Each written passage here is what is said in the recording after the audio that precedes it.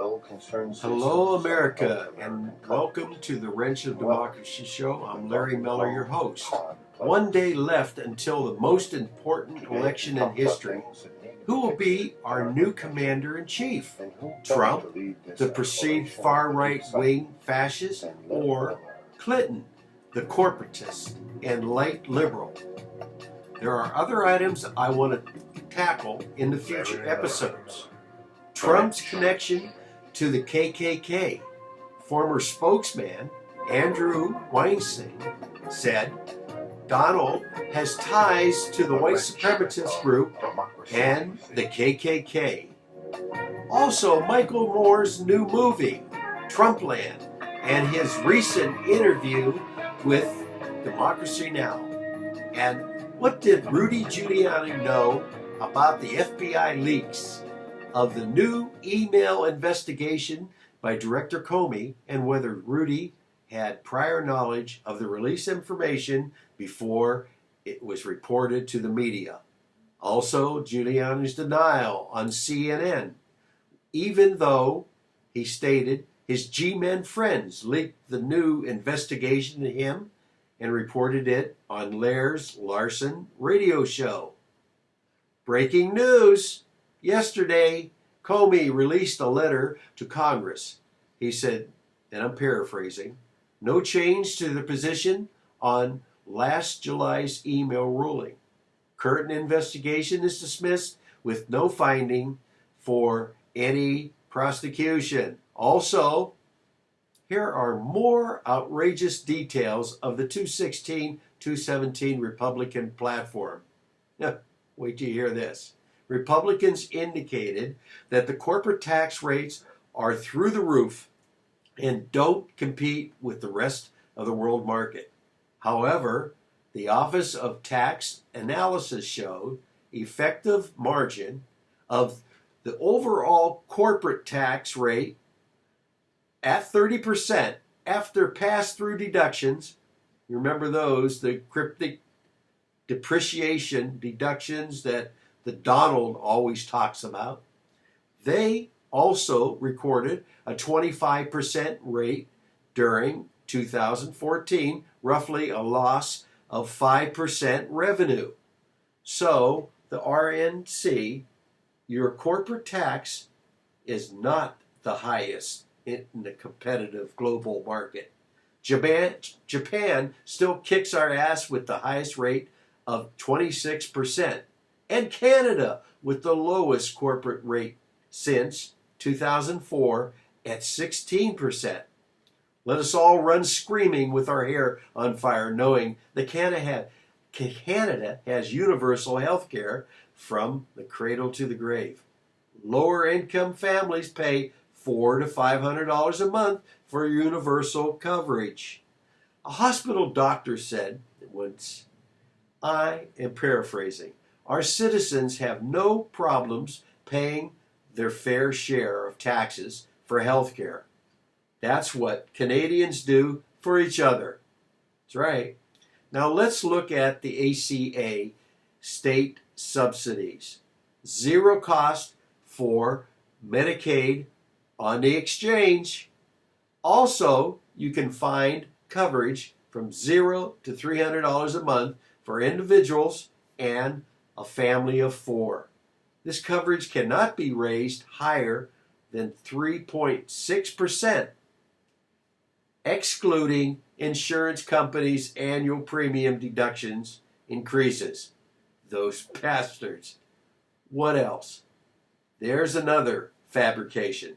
Since the enactment of Dodd-Frank, the number of community banks has significantly declined.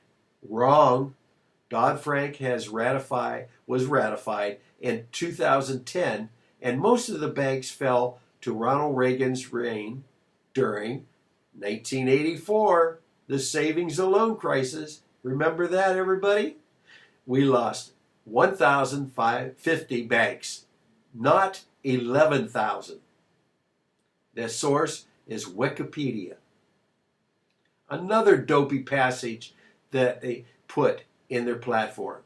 For 9 years, Fannie Mae and Freddie Mac had conservatorship, and the current administration and the Democrats have prevented any effort to reform abuses that led to the housing collapse. Wrong again. The housing collapse started 2007, 2008, George W. Bush's administration. And yes, the Dems controlled the House and Senate narrowly during the 2009.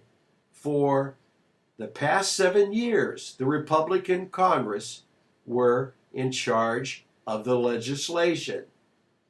Again, the big lie from the right-wing hypocrites. They sat on their hands and took their fat paychecks and benefits and passed no laws to bail out the homeowners. Obama and the Dems controlled the House and Senate in 2009 and did what they could with their version of foreclosure relief program. They did the best they could for approximately 9 months. The real culprits to this is, for the housing collapse, was the greedy Wall Street boys and the financial industry liars remember the liar loans, and selling them as a prime grade A paper to the global market. Those bastards. And yes, I am sure that the lobbied bankers, Dems, were guilty as charged. And one more thing that pissed me off. The Republicans want to repeal the Davis-Bacon law, our federal union contractors, and eventually privatize our nation's highway infrastructure. What the frick? America, what happened to the rational and sensible right-wing conservatives like Eisenhower, Bob Dole, and I can't believe I'm saying this, George H. Daddy Bush? So Democrats, conservatives, and independents, we are a social network, a melting pot of multicultural peoples from all walks of life and nations, Western, Northern, Eastern hemispheres. All of us play a part to get us where we are today.